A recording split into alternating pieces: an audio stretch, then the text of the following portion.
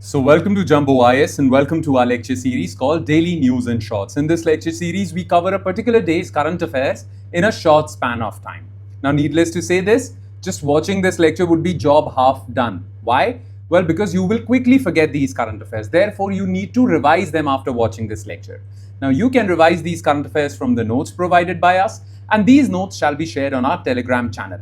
The link to our Telegram channel is provided in the comment section just below this video. All right? Okay then, let's begin today's discussion. But first, let's take a look at the list of topics that we shall cover today. Okay, so let's begin. So daily current affairs, 3rd October, Friday, and here is the topics list. Now today we'll be only covering 3 topics. Now some of you might think that we only cover very few topics every day, but don't worry. My job is to filter out unimportant news. I only cover important news which can feature in your examination. Okay, before making this lecture, we basically filter out all the unimportant news and filter in only important news. So only those news items would be covered which are important from the perspective of civil services examination. So you guys rest assured, okay? All those current affairs which can feature in your exams will be covered. So rest assured, trust me on this, okay? All right. Now, which are these 3 topics? Number 1 is what are biostimulants, okay? Because recently Ministry of Agriculture came out with certain regulations with respect to biostimulants. So what are biostimulants? We'll talk about this. Then National Crime Records Bureau basically came out with its 2023 report talking about crime in India. And it has some very bad things to report, some good things to report. Okay, so we will talk about NCRB, what is NCRB, and what are the statistics that this report has released. Okay, the third topic is related to RBI's Consumer Confidence Index. RBI conducts twice every year, Consumer Confidence Index, which basically reveals the confidence that people have in India's economy. Okay, so what is this Consumer Confidence Index? What are its parameters? We'll talk about this. In its entirety. We'll talk about this topic in its entirety. Okay, so the first topic is related to, well, you can say geography and economics portion of your UPSC syllabus. Geography, why? Because we are talking about agriculture. Okay, human geography. The second topic is related to policy and governance. Okay, or polity syllabus in your UPSC examination. And the third topic is related to plain and simple economics portion of your UPSC syllabus. Okay, so these are the 3 topics that we shall zero in our attention on. So let's start discussing them one by one. Starting with topic number 1, and that is what are biostimulants. Okay, now listen to me very carefully. Farmers basically want their crops to grow properly. Okay, now plants require or crops require nutrients, right? So for that, farmers apply fertilizers, right? Whether they are organic fertilizers or chemical fertilizers, but farmers apply fertilizers so as to give the plants or the crops essential nutrients. Then most of the times these crops are vulnerable to pest attacks, insect attacks, right? So to protect them from pests, insects, well, farmers apply pesticides. Clear? These are the 2 categories of chemicals that are applied on crops. Then there is this third category. This is called biostimulants. Now, biostimulants are not fertilizers, they are not pesticides, but these are those organic compounds or microorganisms or a combination of both. Okay, organic compounds, microorganisms like essential bacteria or fungi, or a combination of both, which when applied to plants, okay, it basically stimulates them to absorb more nutrients, absorb more water, which is essential for their growth, right? So biostimulants do not provide nutrients directly. They enhance the ability of plants to absorb nutrients or water. Similarly, they don't protect plants from pesticides. So they are neither pesticides nor fertilizers. They are a different third category. Clear? Now, what are these biostimulants? How are they regulated in India? And what was in the news with respect to this topic, because of which we are discussing it? We'll talk about all these things, okay? So let's begin. So what are biostimulants? I just explained it to you, okay? These are organic compounds or microorganisms or a combination of both, okay? They are different from fertilizers, which provide direct nutrients to plants. They are different from pesticides, which protect the plants from pests and insects. Clear? Now, recently, Ministry of Agriculture basically banned 11 biostimulants. I shouldn't use the word banned. Basically, what happened was that these 11 biostimulants were earlier allowed. But now government has basically removed them from the allowed list. Okay, the reason being that these 11 biostimulants are made from animal products, pig, cow, and many other animal products, which many vegetarians in our country, many religious people in our country object to. Okay, so that is why these 11 biostimulants were removed from the category of permissible biostimulants. Okay, that was in the news, that's it. But this brings into question, what are biostimulants? How are they regulated? Okay, and what is the controversy with respect to biostimulant market in India? What are the issues, the challenges? Clear? So number one, biostimulants. So what are biostimulants? Substance, organic substance mostly, microorganisms or a combination of both that stimulates plant processes. That is why they are called biostimulants. Okay, bio means living organisms like microorganisms, and stimulants, they stimulate plant processes to improve nutrient uptake, growth, yield, quality, stress tolerance. Okay, I've mentioned this before, they're different from fertilizers. Why? Because fertilizers directly provide nutrients. Biostimulants don't. They enhance the plant's ability to absorb nutrients. Okay, they're different from pesticides.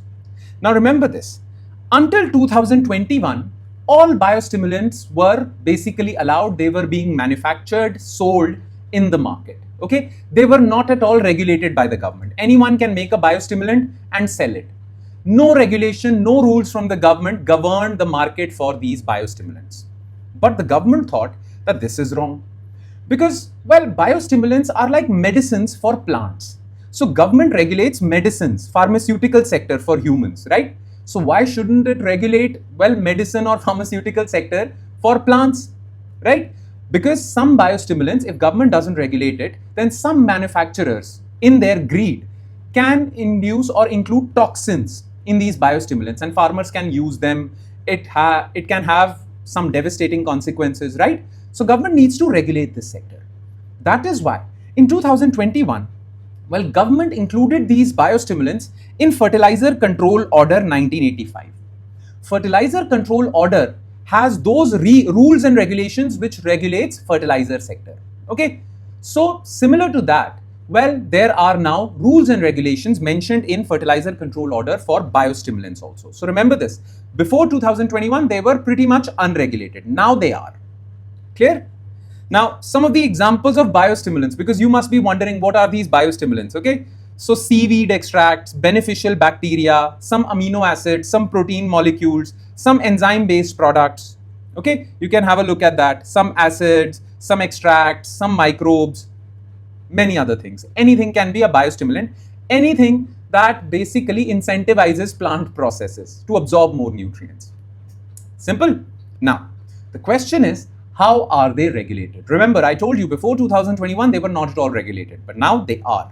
And how are they regulated? They are governed as per Fertilizer Control Order 1985. So this Fertilizer Control Order 1985 was amended in 2021 and biostimulants were included in this.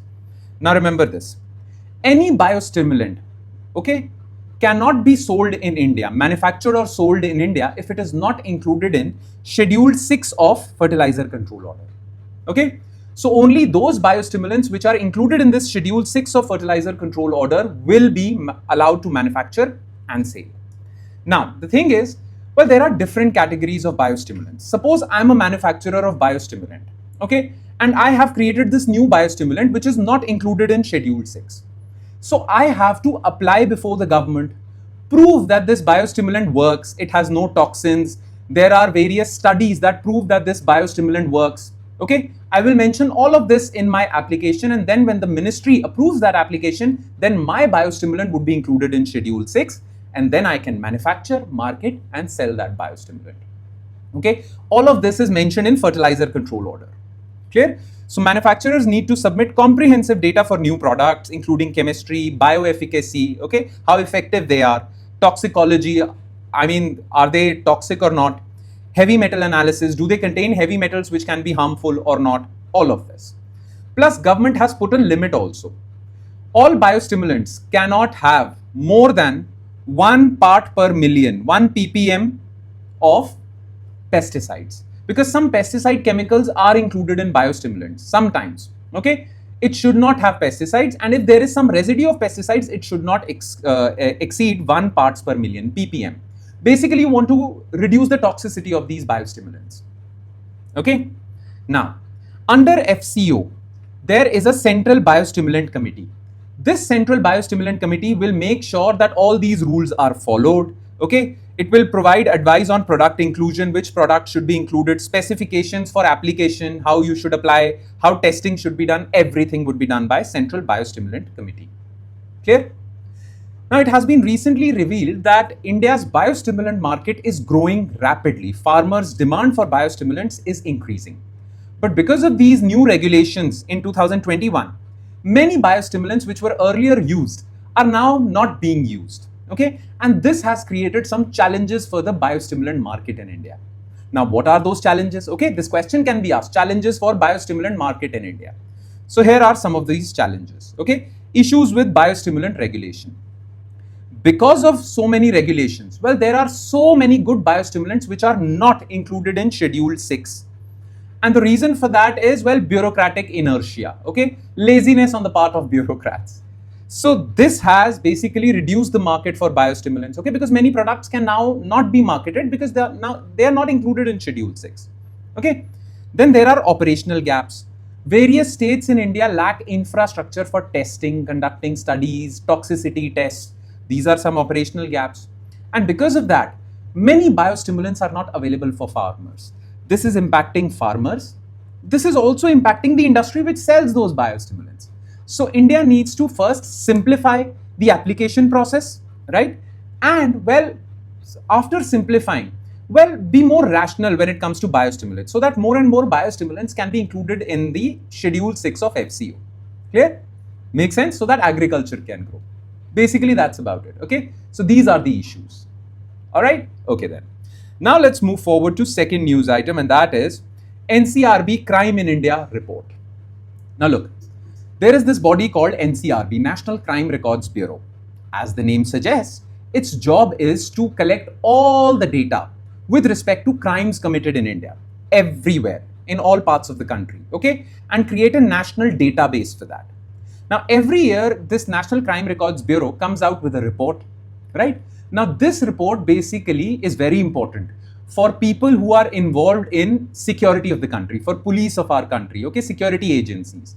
Because this reveals the amount, this report reveals the amount of, or not the amount, well, it reveals various statistics related to crime, right? This is an important thing to know, okay? So, basically, NCRB every year comes out with Crime in India report, but it comes out with a lag, okay, after 2-3 years. Recently, NCRB released its Crime in India report 2023. And as per that report, well, there are some bad statistics, okay. What are those bad statistics? Well, cyber crime has increased. Crimes against scheduled tribes has increased. Crimes against women is not stopping. Crimes against children have increased. So all these statistics, some bad statistics have been revealed, okay. Now, what we'll do in this topic is that we will first know about NCRB. What is this body? When was it formed? What are its functions? Okay. So we'll talk about NCRB. Then we will talk about the key highlights of this recent report. And then we will talk about, well, some of the problems in the reports collated and published by NCRB. There are various issues with respect to the data that NCRB collects and then publishes in its report. Okay, there are data related problems.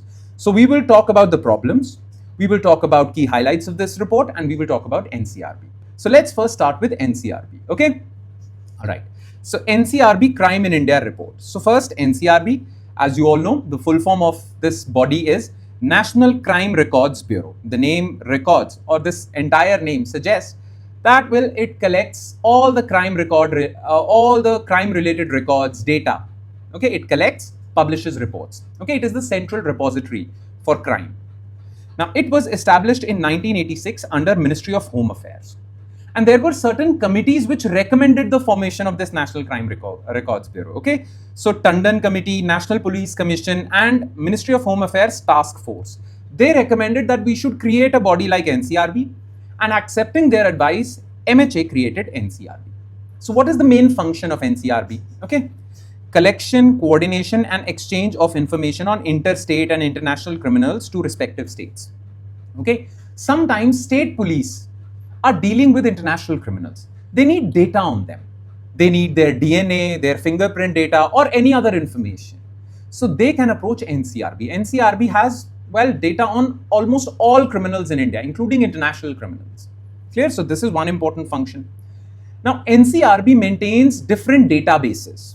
Okay, what are these databases? Number one is Crime and Criminal Tracking Network System. So it has information on all criminals and the crimes that they have committed, CCTNS. Then National Automated Fingerprint Identification System, okay, NAFIS. Now this NAFIS has fingerprint data of all the criminals that have been caught. Sometimes state police request this data. So these databases and many more like them, well, NCRB maintains these databases. Then, well, the annual state UT, how is the data collected? So basically NCRB has a software, okay, has a software, a web portal. Every police station in India can access that web portal. All police stations, the officer in charge of that police station is responsible for entering the crime data on that web portal, and through that, well, NCRB collects that data. Clear? Simple, very simple, right? Now this is the information you need to know about NCRB. Now what were the key highlights of the report recently released by NCRB called Crime in India Report 2023? So what are the key highlights? Well, crimes against children have increased, and the majority of crimes against kids is, well, kidnapping and abduction, and second is sexual offences against children, which are covered under POCSO Act. Then crimes against scheduled tribes have increased, and the state with the highest cases of crimes against scheduled tribe is Manipur, and that is natural because of the recent Meitei-Kuki conflict. Kukis are scheduled tribes, right? So because of that, Manipur has, well, reached rank 1. But after Manipur, Madhya Pradesh has second highest number of crimes against scheduled tribes, and then Rajasthan. Then crimes against scheduled caste. Uttar Pradesh has recorded the highest cases, followed by Rajasthan, MP, Bihar. Then cyber crime. Cyber crime is rising at a steady pace. It is rising very fast. And that's natural because, well, internet and digital services have penetrated every nook and corner of the country. So cyber crimes have increased, okay? Now the state with the highest cyber crimes reported is Karnataka, then Telangana, then UP, okay? Then crimes against women, well, Uttar Pradesh has recorded the maximum number of crimes against women, followed by Maharashtra, Rajasthan, West Bengal, MP. Clear? Now, the main thing is, well, yes, NCRB publishes these reports which contain crime statistics in our country, and some of these statistics I just discussed with you. But the thing is, many people have criticized NCRB for, well, inaccuracies in their data. So there are some problems that generate inaccuracies in the data collected and published by NCRB. Now, what are those problems? Let's talk about this. It is important because a question can be asked. So what are the problems with respect to NCRB data collection, collation, and publishing? Clear? Number one problem is undercounting. And why is there undercounting? Well, NCRB itself admits that they are counting crimes based on principal offence rule. Now, what do you mean by principal offence rule? Okay, suppose there is a criminal, let's call him A, okay? He has committed multiple crimes, okay? Murder, rape, dacoity, and some cyber crime also. Let's suppose he has committed 4 crimes, okay? Now the crime for which there is maximum punishment will be counted, and only that will be counted, right? So rape, dacoity, cyber crimes would be ignored, and murder would be counted because maximum punishment exists for murder, okay? This is known as principal offence rule. So if a criminal has committed multiple crimes, only that crime will be counted for which there is maximum punishment. Because of this principal offence rule, there is a lot of undercounting. Many rapes would go uncounted, dacoity cases would go uncounted, cyber crimes would go uncounted. So this is one flaw in the approach of NCRB. Remember this principal offence rule. Clear? Then, well, data is collected at a local level. Local police stations would enter data. Now, there are some problems with respect to infrastructure, training of police personnel, and many other problems at local police station levels. Okay, so there are issues with respect to data collection. Then in many places there is shortage of staff, shortage of police personnel. So data is not collected effectively, right? Many crimes go unregistered, there is no FIR. so many crimes because they go unregistered? Well, NCRB doesn't get to know about those crimes because of understaffing of police stations, okay, shortage of staff. Then NCRB itself admits that we only count those crimes which are registered. Well, if a crime is committed and nobody goes to a police station, well, how would the government know about that crime, right? So, well, it is generally said that NCRB data only counts registered crime. Okay, so if there is, well, as per NCRB data, a rise in crime, right? Well, that actually means there is rise in registration of crime. For example, just after Nirbhaya rape case in Delhi, crimes against women skyrocketed. Now, that was partly because people became aware and they started registering crimes against women in the police stations, right? So sometimes, well, these statistics can obfuscate the actual picture. Rise in crime is not reported, rise in registered crime is reported. This is one flaw, but that will stay, okay, that will be there. And last is, well, you see, it is natural that the state with more people, more population will have more crime. That is why, well, NCRB calculates percentages or crime per 1 lakh population, right? So it needs to be aware of the population numbers also, because that is why you are calculating in percentages or crimes, for example, rape cases per 1 lakh population, murder cases per 1 lakh population, right? That is important. Now, for that you need to have accurate population data. But currently, the population data was last calculated as per 2011 census. So we have old population data. So that further hides the actual picture. So these are some of the issues. Right? Simple. Now let's quickly shift to our last topic of the day, and that is RBI's Consumer Confidence Index. Okay. Now RBI regularly conducts this survey called Consumer Confidence Survey. As per that survey, basically RBI is trying to gauge or know about the sentiment with respect to the economy of normal consumers. Every Indian that is living in India, well, they have certain opinions, sentiment with respect to the state of the economy, right? RBI wants to capture that. So RBI goes out in the field, urban areas, rural areas, everywhere, and asks certain questions from people, okay? Based on their answers, RBI tries to basically decipher what is the consumer sentiment with respect to Indian economy. Is it positive, optimistic, or is it negative, pessimistic, right? And based on that survey, RBI calculates Consumer Confidence Index. If the value of this index is more than 100, then people in India are optimistic. If it is below 100, well, people in India are pessimistic, right? Simple. Now, as per the recent Consumer Confidence Index, okay, well, rural consumers have an optimistic sentiment, but urban consumers are still pessimistic about the Indian economy, right? That was reported in the news, okay? Now, for what is important for us? For us, we need to know what is this Consumer Confidence Index, okay? And what is its significance? Because an MCQ can be asked in your prelims. So let's talk about this, okay? So RBI's Consumer Confidence Index. So about CCI. So RBI's Consumer Confidence Index is derived from a bi-monthly, okay, bi-monthly Consumer Confidence Survey, okay, bi-monthly, once in every 2 months, Consumer Confidence Survey. Now, based on the data from this survey, RBI basically calculates two indices. One is called Current Situation Index. Basically, you ask people questions and ask them to compare their current economic situation or India's current economic situation with the economic situation in previous year. Clear? So this is Current Situation Index. Then there is this another index called Future Expectation Index. What do you think about Indian economy 12 months from now? Okay? As compared to current situation, how would India's economy be in the next 12 months? This is Future Expectation Index. When you combine these two indices, you get Consumer Confidence Index. Simple, okay? Now, what type of questions are asked? The questions that RBI asks people are based on 5 parameters. RBI is trying to get answers to these 5 parameters. What are these 5 parameters? First of all, general economic situation. What do you feel is the general economic situation? Then, what is the employment scenario? Are there enough jobs available? Okay. What is your own income level? Has it increased or decreased? What is the overall price situation? Okay. and what are your household spending levels. Your spending levels have increased or decreased.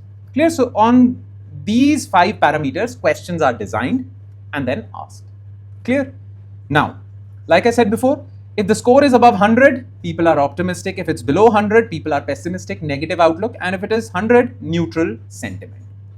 Now, the question is, why does RBI calculate this index? Okay, what is the significance of this index? So there are 4 advantages of this index. Number 1 is it is a barometer of economic health. How people are feeling about the state of Indian economy. Because the thing is, you need to know about this. Remember this phrase, precautionary motive to save. This is a new term that you are learning today, okay? Remember this, precautionary motive to save. What does that mean? Well, economists say that when people feel that the economic situation is not that good, well, they reduce their spending and save more. Their natural inclination is to save more money because they think that economy is going down the drain, so we should save more money for future emergencies. Clear? Now, if in consumer confidence index, well, everyone is pessimistic, then people would save more. That means they would spend less. If they would spend less, they would buy less goods and services. That would mean losses for various companies. That would mean India's economy would come down. Okay? So through this survey, RBI is basically able to gauge how would the consumer spending levels be in future. Okay? So it's a barometer of economic health. Then, guidance for policy formulation. If the consumer sentiment is negative, then government will take steps, RBI will take steps to improve the economic situation so that people feel better and vice versa. Okay? Then forecasting consumption. For making forecasts that consumption is going to rise or fall. Okay? This is done through this survey, especially this future expectation index. Right? Future expectation index. And last, well, it gives you insights into inflation. So if consumer sentiment is extremely positive, people will increase their spending. That would mean more demand for goods and services. That would mean inflation and vice versa. Right? Make sense? So this is the significance. All right? And with that, we conclude today's session. Thank you so much for watching, everyone. And I'm sure it has added value to your preparation. But it would add more value if you revise this lecture from the notes. Okay? Please do not forget to do that. And I shall see you next time with another set of news items. Thank you, everyone.